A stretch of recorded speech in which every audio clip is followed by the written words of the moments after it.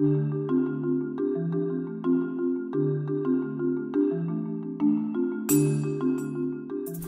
sais pas si vous êtes comme moi, mais on passe beaucoup de temps sur Internet et on trouve beaucoup de choses passionnantes. Et ces choses passionnantes, on aurait envie de les stocker quelque part, de les garder. Et ce n'est pas évident. Alors certains ont des méthodes. Alors certains font des favoris et les stockent, encore des favoris vous allez dire. Certains impriment, c'est pas très bon pour la nature. D'autres transforment ça éventuellement en fichier PDF. En tout cas, tous ces modes pour stocker de l'information ne sont pas très satisfaisants parce que pas très faciles à organiser et pas très faciles à retrouver. Alors comment faire pour justement mieux gérer notre information au quotidien ?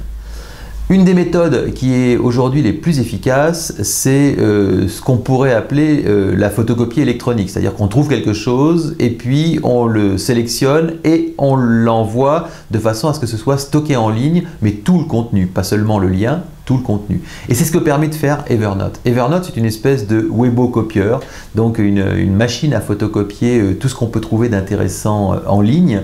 Et ensuite qui va pouvoir nous l'organiser et nous l'archiver de façon à ce qu'on puisse le retrouver très facilement. On va avoir ainsi la totalité de son information qui est indexée dans le service Evernote qui est en ligne.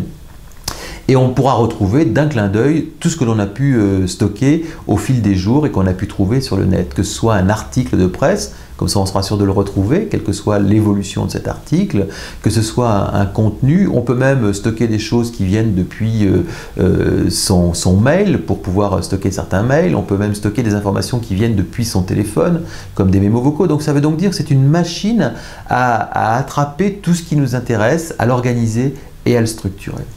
Donc si vous avez un service comme celui-là, vous allez enfin pouvoir organiser vos données au fil de vos différents déplacements sur le net. Vous allez enfin pouvoir éventuellement même les modifier, les éditer de façon à les rendre cohérents avec vos systèmes d'information, éventuellement les redistribuer, les repartager avec les gens qui travaillent avec vous, et vous allez ainsi avoir une façon formidable et élégante pour stocker toutes vos informations au fil de l'eau.